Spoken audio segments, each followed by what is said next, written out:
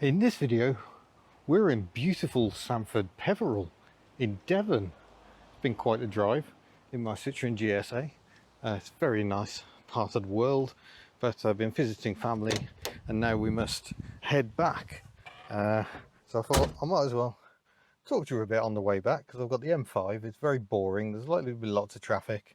I might as well talk about the GSA and talk about what it's like on a long journey. And this is one. Here we go then.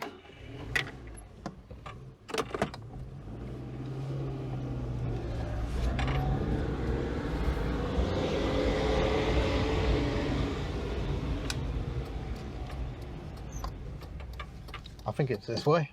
We'll find out in a minute.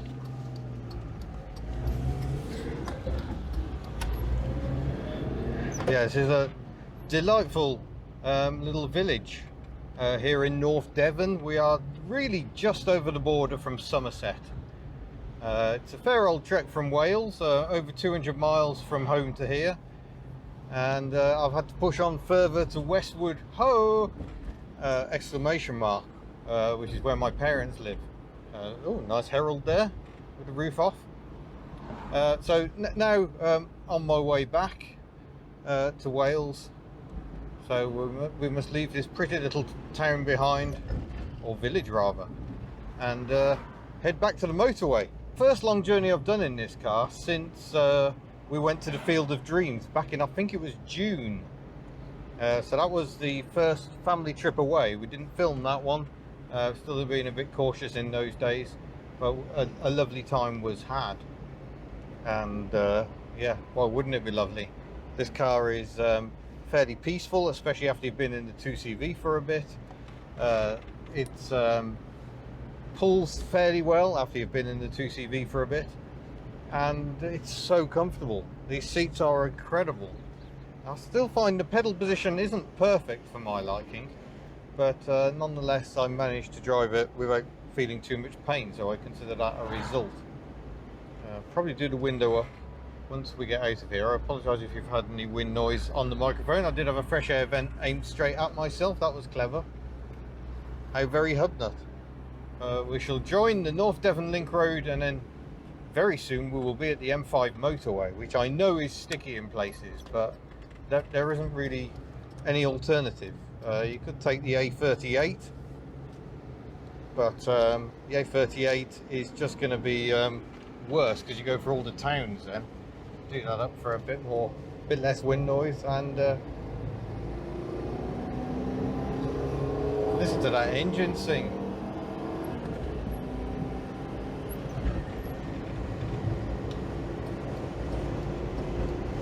And that's us at 70 miles an hour or thereabouts. There's a bit of wind noise going on, especially when you got the fresh air vents open, but I'm so glad of those fresh air vents because they mean you can drive along at motorway speeds with the windows shut, although it's still roasting, but soon I will have the sun behind me rather than directly on me.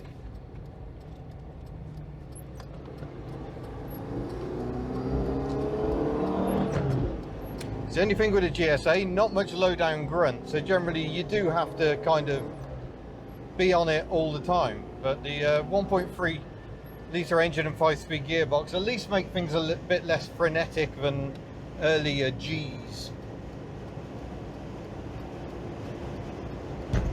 There we go, we're on the M5 motorway. So we've still got 62 miles to get up to Bristol, which is where we'll find the M4 to cross the Prince of Wales Bridge and get back into good old Cymru. But yeah, I drove down yesterday, I'm driving back today, so it's going to be over 500 miles, and it's been really pleasant. If I sit at an indicated 75 or 120 kilometers an hour, that's pretty much a real 70 miles an hour, and it just seems very happy there. We're doing probably about 3,700 RPM, but the engine turns with such turbine smoothness that it's not overbearing.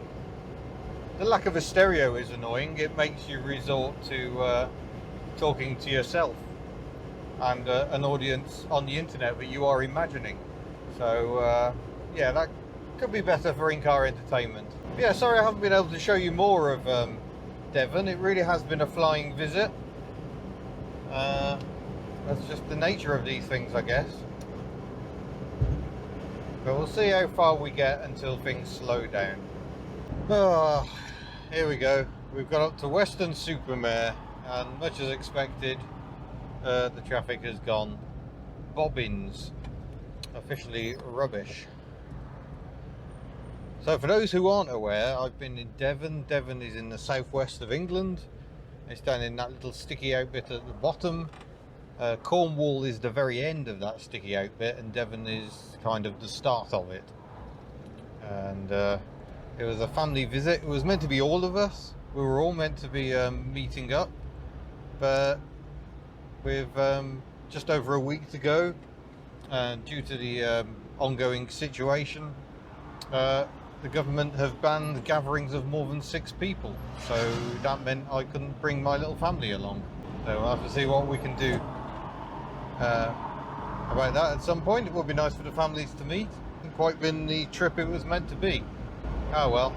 And of course, because of social distancing, no hugging family members, generally trying to keep your distance from people you've known and loved all your life. It's yeah, all rather strange, really. I'm definitely in the oldest car about the place, I think. Not seeing many old cars on the motorway at the moment. Sorry, even by my standards, this isn't the most thrilling footage, unless you wanted some artistic footage of a Jaguar E-Pace going along the M5 motorway a bit slower than it would like. I'm glad I'm not going that way, but this is Bristol, Avonmouth. So we've got Bristol over that side, and to the left, which you can't see, are the docks, where an awful lot of new cars come in to the country. This is where I always forget I need to be in the left-hand lane at this point.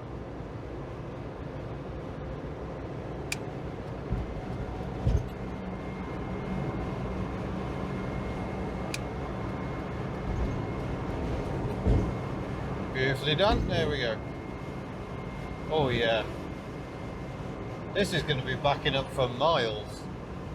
Beautiful sunshine weekend, or sunshiny weekend, if that's a phrase, and no one can get anywhere. Oh dear. Wonder if there are similar scenes in Auckland at the moment. I understand the big harbour bridge has had a truck smash itself. Closed most of the lanes upon it. That can't be very pleasant. Hello, all Auckland folk. This is it, we're heading back towards Wales now. Oh gosh, it's backing up all along here as well. This is just the M49 trying to join the M5. There's a lot of motor vehicles going nowhere. But I reckon that motorway is going to be closed until tonight. Oh, there we go. We've reached the end of the queue. Tell you what impresses me with this car. It's the fact that it's a 1.3 litre engine, flat 4 air-cooled boxer engine. And in so many ways, it somehow feels more refined, more punchy and potent than other 1.3 litre cars I've owned. I've owned a 1.3 litre Maestro and a 1.3 litre Maestro van.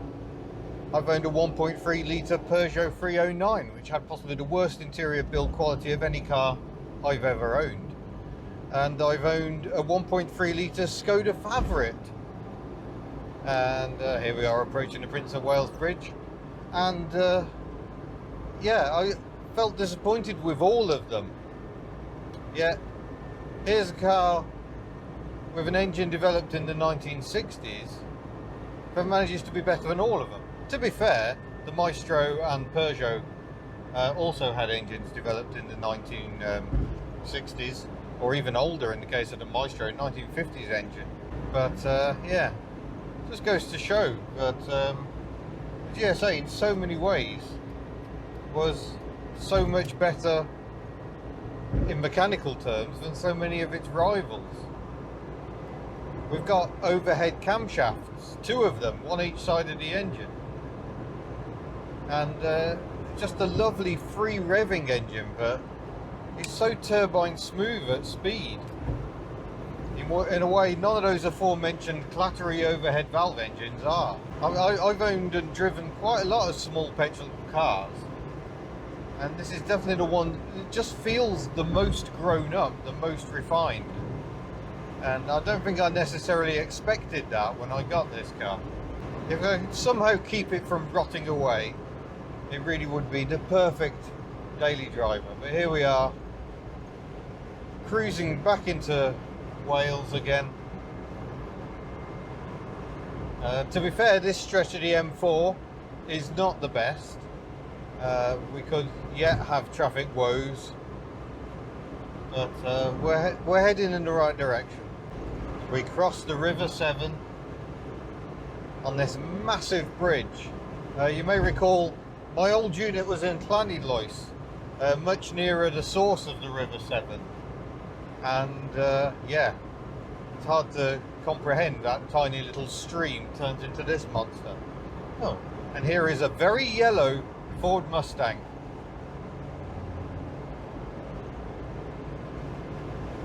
A 5-litre GT. Is that a good thing? No idea. I'm sure the younger of the Hubnut children will tell me it's a very good thing. I think he likes them. Oh, don't know if you saw that. There's a Triumph TR2 going down the other carriageway. Got a Cortina Mark IV in front of us, just about to come off. It's got some very fat rubber on it. I wonder what engine is hiding in that. But otherwise, it's been a very dull journey. Not been very much of interest at all, really. That's very low. I'd see a beefy roll cage in it as well. OYW 974R if you want to try and find out what engine it's got in it. We have various websites in the UK for checking car information. Oh, probably getting a bit of buffeting, sorry. Yeah, we're approaching the end of the M4. I'm going to have to refuel again. We've done 313 miles since I last refueled, so I'll be able to do I'll be able to work out the economy. Well, I just stopped for fuel at Pont Abraham services here in South Wales. I should have stopped sooner. We did need fuel. I need to stretch my legs because yeah, I've been sitting down a long time. But the oil level had dropped below the minimum on the dipstick. Although the gap between min and max is minute on the dipstick on this car. I'll show you. Yeah, if you look at the dipstick, look how tiny the difference between minimum and maximum is. It's that little narrow section there. So it had dropped below that by I don't know, about half a centimetre. More than I was happy with anyway. We have plenty of oily steam, well, like now, coming out of there. It's quite hot oil, and with less oil it will have got hotter. Let's check we're not losing any under here. No, I can see a drip from the gearbox still because I haven't sorted that gearbox seal out yet. It's a reminder I might need to hurry up and do that. But yeah, otherwise she's running very nicely indeed. So without further ado, I'm just going to message home to say we're getting nearer, eat my chocolate, and then get on the way. But yeah, it's tiring old business, this driving long distance lark. It's 320 miles, but I didn't fill it because I haven't got super here, and she's a bit fussy. She does like her super, so I'm not going to get fuel economy figures, which is a bit irritating. I could probably try and have a guess, but usually she's somewhere around 40 to the gallon, which really isn't too bad at all. Right, chocolate, push on.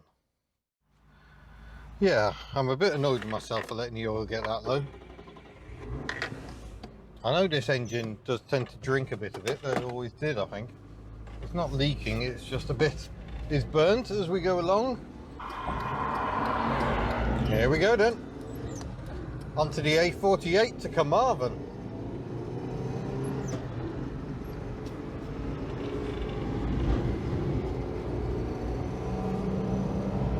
$15 miles to Carmarthen, and then I think it's about the same again to get back to the coast, where I shall have a very nice and quiet sit down and relax, because that's what children let you do, isn't it? And I've got further travels this week, more adventuring. I'm not sure when this video is coming out, but Scotland is on the agenda. That's going to be quite an interesting one. Another flying visit, lots of driving, not much doing because you can't really. I would love to actually meet up with people and say hello. Got quite a lot of friends up in Scotland. But yeah, you just can't do that at the moment. It's frustrating, but that's where we are. But yeah, we shall have some adventuring nonetheless.